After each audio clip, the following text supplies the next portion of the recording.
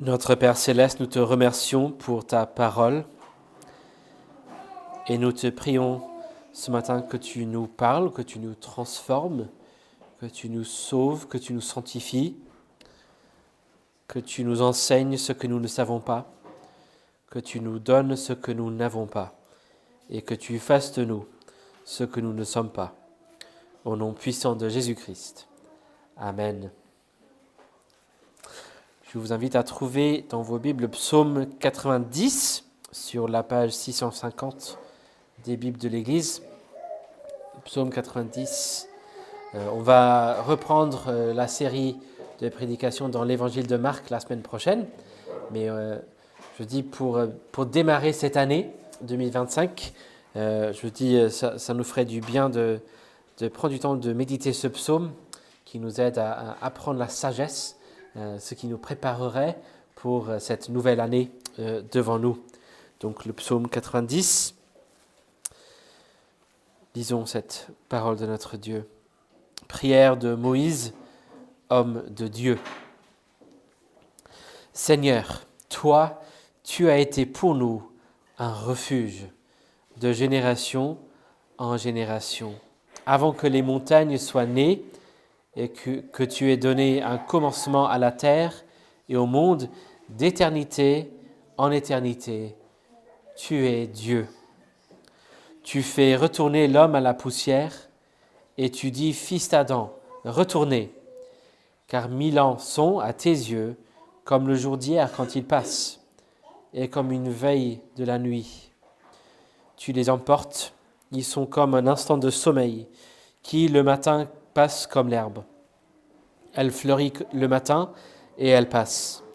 On la coupe le soir et elle sèche. Nous défaillons par l'effet de ta colère et ta fureur nous épouvante. Tu mets devant toi nos fautes et à la lumière de ta face ce que nous dissimulons. Car tous nos jours déclinent par ton courroux. Nous voyons nos années s'achever comme un murmure. Le nombre de nos années s'élève à 70 ans, et si nous sommes vigoureux à 80 ans, et leur agitation n'est que peine et misère, car cela passe vite et nous nous envolons. Qui reconnaît la force de ta colère et ton courroux selon la crainte qui t'est due? Enseigne-nous ainsi à compter nos jours, afin que nous conduisions notre cœur avec sagesse. Reviens, Éternel, jusqu'à quand? Aie pitié de tes serviteurs. Rassasie-nous dès le matin de ta bienveillance, et nous serons triomphants et joyeux en toutes nos journées. Réjouis-nous autant de jours que tu nous as humiliés, autant d'années que nous avons vu le malheur. Que ton œuvre apparaisse à tes serviteurs et ta splendeur sur leurs fils. Que la tendresse du Seigneur, notre Dieu, soit sur nous. Affermis pour nous l'ouvrage de nos mains. Oui, affermis l'ouvrage de nos mains. L'herbe sèche et la fleur se fane, mais la parole de notre Dieu subsistera éternellement. Que se produirait-il si les brins d'herbe étaient conscients? À quoi penseraient-ils? Quel genre de sujet lirions-nous dans le journal intime d'un brin d'herbe? Ce serait une vie incroyablement stressée, n'est-ce pas? Un brin d'herbe conscient serait un être nerveux, anxieux, angoissé. Et j'imagine surtout qu'il n'aurait jamais l'impression d'être vraiment chez lui. Il mettrait dans son journal intime « Nous sommes piétinés, mangés par des animaux, arrachés de la terre, coupés, brûlés par le soleil. » Il n'y aurait que du stress et de la nervosité. Et en plus, ce journal intime serait très, très court. Et si ces brins d'herbe étaient capables de parler aussi? Bien sûr, il y aurait des philosophies et des écoles de pensée innombrables au sujet de ce qu'il faudrait faire face à ce stress et face à cette souffrance et face à la fugacité de la vie. Ces brins d'herbe seraient en fin de compte plutôt humains, car nous sommes aussi à la recherche de sagesse et d'espoir. Si vous regardez dans vos Bibles, vous verrez juste avant le titre de ce psaume que nous avons ce matin, nous sommes au tout début du 4e livre du psautier. Vous verrez le titre livre 4e. Sans entrer en trop de détails, il est possible de discerner un thème principal dans chacun des 5 livres du psautier. On a 5, on est au 4e. C'est surtout le professeur Palmer Robertson qui a proposé cette façon de lire des psaumes avec un thème qui ressort de chaque livre. C'était dans un livre sorti il y a une dizaine d'années, je pense. C'est 150 psaumes écrits par différentes personnes à différents moments. Il y a surtout David, bien sûr, mais on a d'autres auteurs, comme Moïse ce matin, donc bien avant David. Ces psaumes ont ensuite été compilés et organisés très probablement après l'exil.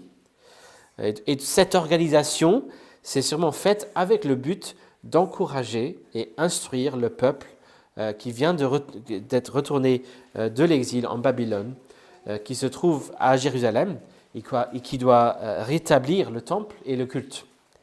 Et donc c'est une organisation qui sert à les encourager et les instruire. Pour résumer tout ce qui précède très rapidement, les 3 livres, les 89 psaumes juste avant, dans le premier livre, on a le thème de la confrontation. Le psalmiste parle beaucoup avec Dieu au sujet de ses ennemis dans ces psaumes-là. Au deuxième livre, c'est la communication. Le psalmiste s'adresse à ses ennemis pour leur parler au sujet de Dieu, le Dieu qui transcende toute chose, y compris leurs faux dieux, et qui va les juger. Le troisième livre, les psaumes 73 à 89, c'est le livre de la dévastation. C'est le livre de la souffrance, de la défaite, de la dévastation. C'est le livre qui contient le psaume 88, assez connu pour le fait que même à la fin, c'est toujours négatif. Là, le psalmiste ne voit rien de positif. Son meilleur ami, son seul ami, c'est l'obscurité. Puis, il y a le psaume 89, bien sûr, celui qui conclut le livre et qui précède le psaume que nous regardons ce matin. Et le psaume 89 raconte toutes les choses merveilleuses que Dieu a faites pour Israël, toutes les promesses qu'il a faites, les promesses pour établir le trône de David éternellement. Mais à la fin, il dit, mais maintenant, tout a changé maintenant, on ne voit plus ces merveilles. La couronne de David est tombée dans la poussière. C'est donc le livre qui va présenter l'exil, le livre qui va devenir vraiment les chants des exilés. Et puis après la dévastation, on a ce 4e livre, les psaumes 90 à 106. Et ce premier psaume du livre, le psaume 90, marque un grand tournant dans le livre des psaumes, dans le psautier. Il introduit le thème que nous voyons dans ce livre, c'est la maturation. Et rien de tel qu'un psaume qui présente la maturation, la maturité, la sagesse pour débuter une nouvelle année ensemble. L'expérience de l'exil a forcé le peuple de Dieu à développer une perspective mûre par rapport à ce que Dieu est en train de faire dans le monde. Privés de leur ville, leur temple, leurs prêtres, leurs sacrifices, ils ont dû voir que Dieu est en train de faire quelque chose de bien plus grand que d'établir une simple nation dans le Moyen-Orient. Et donc après la dévastation, la maturation, le temps de développer une perspective plus sage et mûre sur ce que Dieu est en train de faire dans le monde. Et cette maturité de réflexion se voit dans le choix de ce premier psaume du livre. Quel est le psaume qui aidera un peuple en exil ou ceux qui viennent d'être de retour de l'exil? Justement un psaume qui médite tout ce que Dieu a fait pour son peuple dans les circonstances similaires. Un psaume qui regarde tout ce que Dieu a été pour son peuple au début comme à la fin. Un psaume de Moïse. Un psaume qui rappelle que Dieu sait sauver son peuple, même dans des circonstances impossibles. Un psaume qui date du début de la vie de la nation, qui leur rappelle que Dieu n'a pas changé entre-temps. Que veut Moïse nous aider à chanter alors? Alors regardons ce texte en détail. Il démarre avec cette déclaration au premier verset, « Seigneur, toi, tu as été pour nous un refuge de génération en génération. » Et avant même de méditer le contenu de cette déclaration, ça vaut la peine de noter comment Moïse le dit. Il ne dit pas « Le Seigneur a été pour nous un refuge ». Non, il le dit à Dieu. « Seigneur, toi, tu as été pour nous un refuge. » Dans les circonstances difficiles, il est important de méditer qui est Dieu et de se demander que sais-je au sujet de Dieu, ce Dieu qui est que sais-je qui serait particulièrement pertinent pour cette situation à propos de Dieu. C'est important de se rappeler la vérité, se corriger aussi. Mais l'étape encore plus importante, c'est de répondre à Dieu lui-même personnellement. De dire non pas Dieu est un refuge, mais Dieu, toi, tu es un refuge. On a vu ça aussi l'année dernière dans le psaume 23, où David se tourne vers Dieu pour s'adresser à lui. Il est très important, dans ces circonstances difficiles, de se rappeler, oui, Dieu est telle ou telle chose, Dieu est un refuge. Mais après, il ne faut pas oublier de dire, Seigneur, toi, tu as été pour nous un refuge. Je me confie à toi. Ce n'est qu'auprès de toi que je peux véritablement me sentir chez moi. Et voilà ce qu'il prie. Il reconnaît devant Dieu que c'est lui le refuge éternel de son peuple. Le refuge du peuple, ce n'est pas un pays, ni un temple, ni un système de sacrifice, ni un homme en particulier. C'est Dieu lui-même. Et ce Dieu est éternel. Moïse, cet homme qui a vécu un peu partout et nulle part, en Égypte pendant 40 ans, puis Madian pendant 40 ans, et puis partout dans le désert pendant 40 ans. Même Moïse pouvait dire qu'il avait un refuge, il avait vraiment un chez lui, et c'était uniquement auprès de Dieu. On était au Pays de Galles la semaine dernière, et on a pu voir la majestueuse montagne, plusieurs montagnes et les collines du nord du Pays de Galles, c'est vraiment très très beau.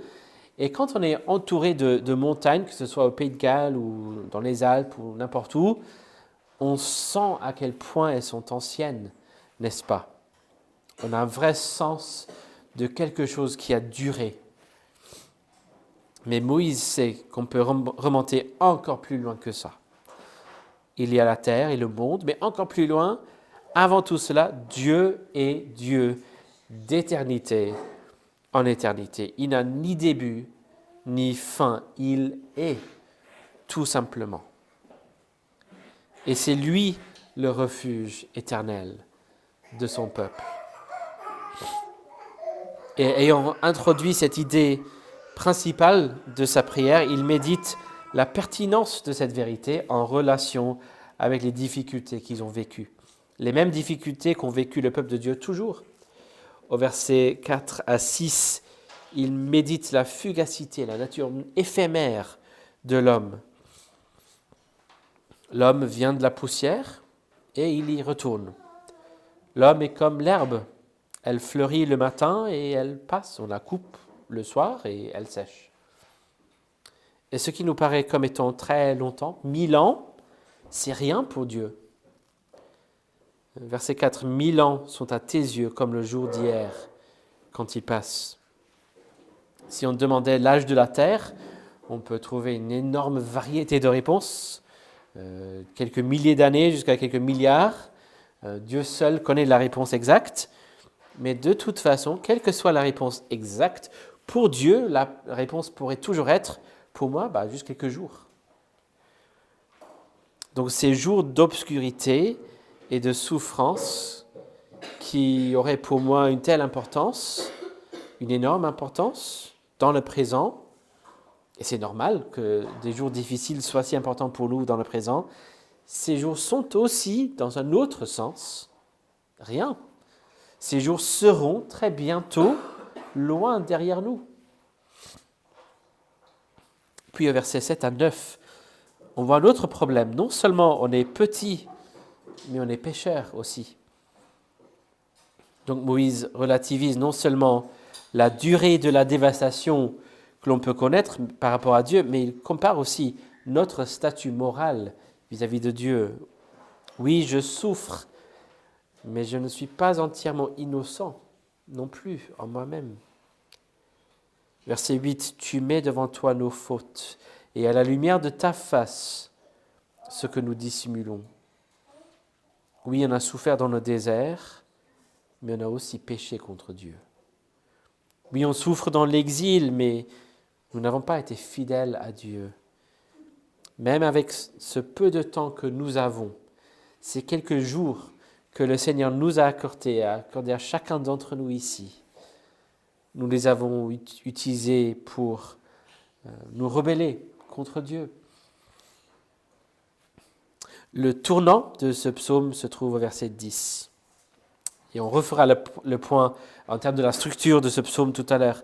À partir du verset 10, Moïse commence à tirer des leçons, des choses à apprendre, des prières à prier aussi, face à ces réalités importantes que sont l'éternité de Dieu, notre petitesse et notre péché.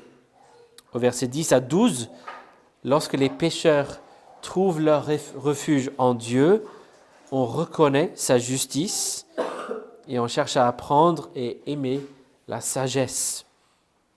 On reconnaît que notre temps est limité et on cherche à bien compter ces jours, bien vivre ces jours. À la base, c'est à peu près 70 ans, et éventuellement 80. Pour certains, c'est plus. Pour d'autres, c'est moins. La vie passe vite et la souffrance est toujours possible. Et Dieu est toujours saint.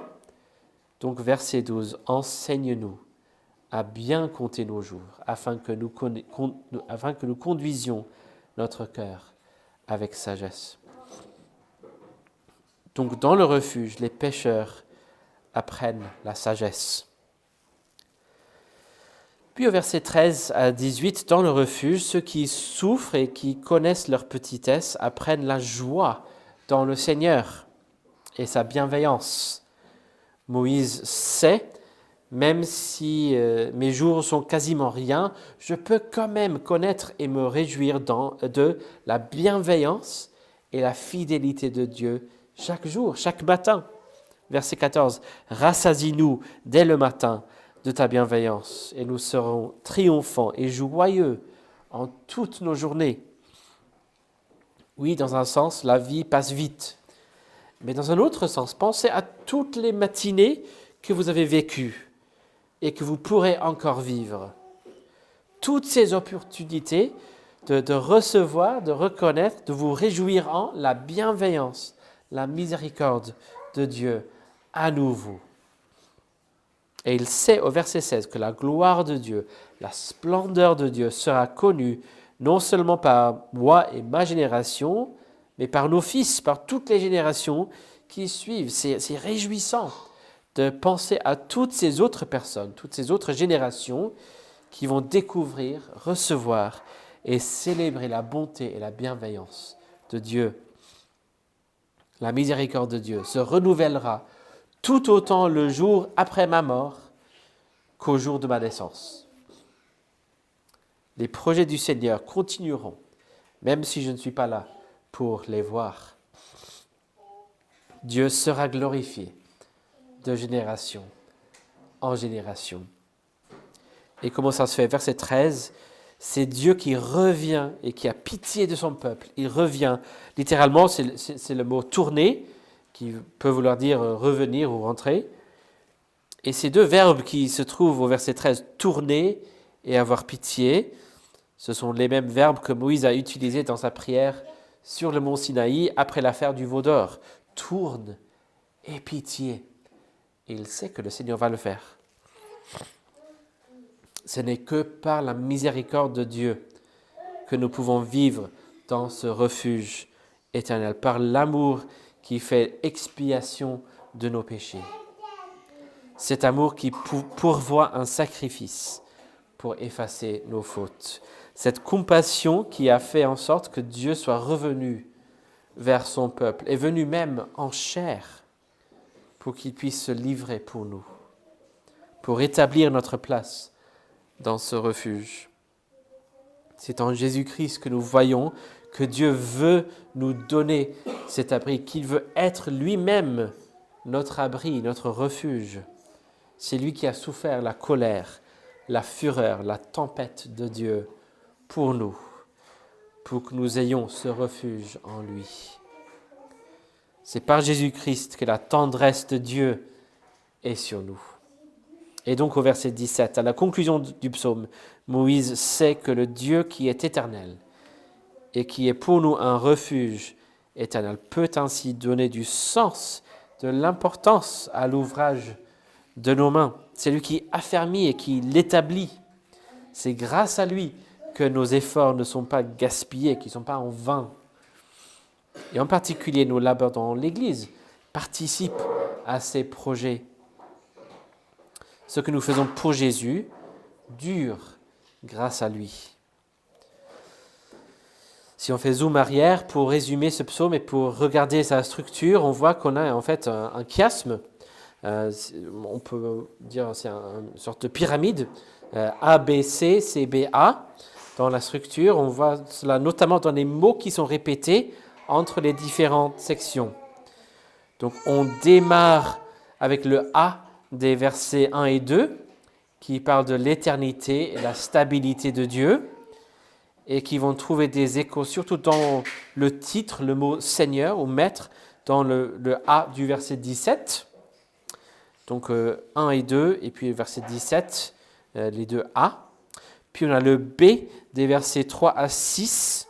Donc la prochaine étape, où nous voyons la petitesse, la brièveté de nos vies, nous qui tournons vers la poussière après quelques années, tout comme le matin vient balayer la nuit et comme l'herbe fleurit le matin et puis sera coupée le soir. Ces versets trouveront leur écho, surtout avec les mots année, matin et fils, dans le deuxième B des versets 13 à 16.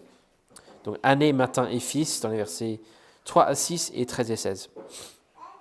Puis c'est le C des versets 7 à 9 où l'on doit reconnaître notre péché et justement le fait que c'est notre péché qui fait que la vie soit courte. Et là, ce sont les mots année, colère et courroux qui seront répétés dans le deuxième C des versets 10 à 12 après le tournant où Moïse veut faire face à ces réalités avec une attitude de maturité et de sagesse. Année, colère, courroux. Et donc le deuxième B, des versets 13 à 16, alors que nous sommes en train de tourner vers la poussière, nous pouvons passer le temps que nous avons en priant que le Seigneur se tourne vers nous. Même si les années passent vite, nous pouvons chercher, verset 14, à être satisfaits chaque jour, chaque matin, par la bienveillance, cet amour d'alliance, le chesed en hébreu de Dieu, et partager la bonne nouvelle de cette bienveillance avec nos fils, avec les prochaines générations, avec tous ceux qui ne connaissent pas le Seigneur. Ainsi, dans le deuxième A, le verset 17 qui conclut, nous trouvons auprès du Seigneur, auprès du Maître, notre refuge éternel. Et dans sa tendresse, son amour, nous trouvons le fondement et la force dont nous avons besoin en toutes choses. C'est donc juste un survol du texte. Donc, quelle serait la leçon que nous devrions tirer de ce psaume ce matin? Quelle est la leçon avec laquelle nous devrions démarrer cette année 2025? Voici la leçon. Face à la souffrance et le caractère éphémère de la vie, l'éternité et la miséricorde de Dieu élargissent et font mûrir nos perspectives et nous donnent un refuge où nous pouvons toujours être chez nous. Face à la souffrance et le caractère éphémère de la vie, l'éternité et la miséricorde de Dieu élargissent et font mûrir nos perspectives et nous donnent un refuge où nous pouvons toujours être chez nous. Alors qu'est-ce que ça change pour nous donc? Un aspect que nous apprenons ici, c'est comment l'éternité et la miséricorde de Dieu nous amènent à croître en sagesse. Parce qu'on est amené à compter nos jours et tout poser sur le fondement qu'est Dieu pour toute activité. Et lorsque l'on fait cela, on va chercher à s'investir là où nous sommes, tout en s'appuyant sur la grâce de Dieu en toutes choses. Dans les grandes villes, on va voir beaucoup de va-et-vient, d'arrivée et de départ. Même ici, dans notre toute petite église, on est là depuis 1 an seulement. On a déjà vu pas mal de gens qui sont arrivés à Lille et puis qui sont repartis. Je pense qu'on a déjà vu 4 étudiants arriver et repartir, etc. On a plein de gens qui sont là pour un moment seulement, 3 mois, 1 année, 2, 3, 5. Et même si on ne prévoit pas de partir, pour nous tous, on n'a pas un nombre infini d'années non plus.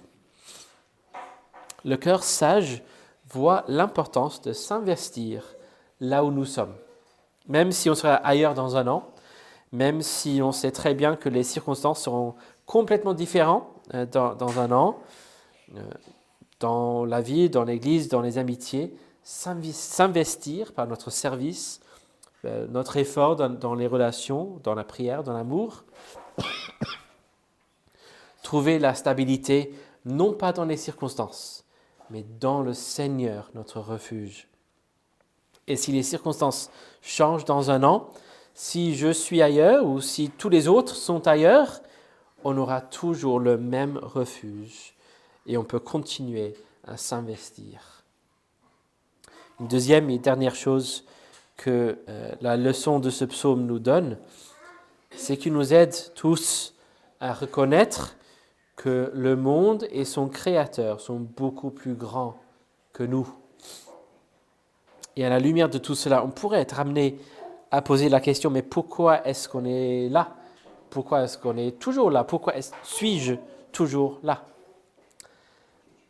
Dans la deuxième épître de Pierre, chapitre 3, nous voyons que Pierre parle du jugement dernier et puis il cite le verset 2 de ce psaume. Et il le fait pour répondre à la question « Pourquoi ma vie continue-t-elle ? Si je vois la souffrance et la mort autour de moi, pourquoi suis-je encore en vie ?» Et donc je lis à partir du verset 8 de 2 Pierre 3. « Mais il est un point que vous ne devez pas oublier, bien-aimés. C'est que devant le Seigneur, 1 jour est comme 1000 ans, et 1000 ans sont comme 1 jour. Le Seigneur ne retarde pas l'accomplissement de sa promesse, comme quelques-uns le pensent. Il use de patience envers vous. Il ne veut pas qu'aucun périsse, mais il veut que tous arrivent à la repentance. » Pourquoi sommes-nous encore là ? Pour vous donner l'occasion de vous repentir, de vous tourner vers Dieu et vous réfugier en lui. Qui sait ? Peut-être c'est vous qui l'attend. C'est tout à fait possible, mais ce n'est pas du tout garanti. Alors vous êtes-vous retourné vers le Seigneur dans la repentance, ou allez-vous abuser cette patience ? Finalement, on n'est vraiment pas si différent que ça d'un brin d'herbe. Moïse a dit ici qu'on vit normalement 70 ans, voire 80 si on est fort. Et c'est vrai qu'on peut vivre encore plus longtemps. Moïse lui-même a vécu 120 ans. Mais on sait que c'est très très rare ces jours-ci. Il y a quelques-uns qui arrivent 110, parfois un peu plus loin, mais c'est très très rare. La semaine dernière, j'ai assisté aux funérailles de ma grand-mère, décédée à 99 ans. Mais quand je pense aux autres funérailles auxquelles j'ai assisté ces dernières quelques années, il y a un jeune homme qui avait, je pense, la trentaine, décédé après un cancer, 2 fois, je pense. Puis un autre qui avait la quarantaine, décédé après plusieurs opérations assez lourdes. Un autre ami qui avait 45 ans, décédé lors d'un accident. Apprenons donc à compter nos jours et surtout profitons de la patience de Dieu et repentons-nous. La repentance, nous dit notre petit catéchisme de Westminster, c'est un résumé qu'on utilise de la foi chrétienne, c'est lorsqu'un pécheur, je cite, du fait d'un véritable sens de son péché et d'une véritable appréhension de la miséricorde de Dieu en Christ, en pleurant et haïssant son péché, se détourne de celui-ci pour se tourner vers Dieu, pleinement résolu et s'efforçant de poursuivre une obéissance nouvelle. » Fin de citation. Il s'agit tout simplement de faire demi-tour pour laisser le péché derrière vous, pour vous réfugier en Jésus-Christ seul, qui veut vous accueillir, qui veut vous pardonner. Non pas en Jésus et vos bonnes œuvres et vos actes religieux, non pas en Jésus et vos efforts, non pas en Jésus et votre gentil caractère. Il faut tout miser sur Jésus seul, le seul refuge disponible. Donc soyons tous sûrs d'avoir profité de cette patience. Réfugions-nous tous dans le Seigneur Jésus. Venez à lui et dites tout simplement, Seigneur Jésus, c'est toi seul mon refuge. Je veux que tu sois mon refuge pour toute l'éternité. C'est aussi simple que ça. N'oubliez pas cette patience, n'abusez pas de cette patience. Profitez-en, venez à lui et vous trouverez le refuge le plus glorieux qui soit auprès de lui. Et vous serez enfin chez vous. Prions. Notre Père, nous te remercions pour le refuge que tu es pour nous, pour le refuge que tu nous as donné en Jésus-Christ. Nous ne méritons pas ce refuge, nous méritons d'être balayés comme les herbes brûlées, parce que nous sommes vraiment petits et nous sommes surtout rebelles. Mais dans ta miséricorde, dans ta bienveillance, tu veux nous donner un refuge éternel et tu veux affermir l'ouvrage de nos mains. Nous prions donc que tu donnes à chacun ici la repentance, la foi en Christ seul et que tu nous donnes un refuge pour que tu sois glorifié dans nos vies et en toutes choses. Au nom de Jésus. Amen.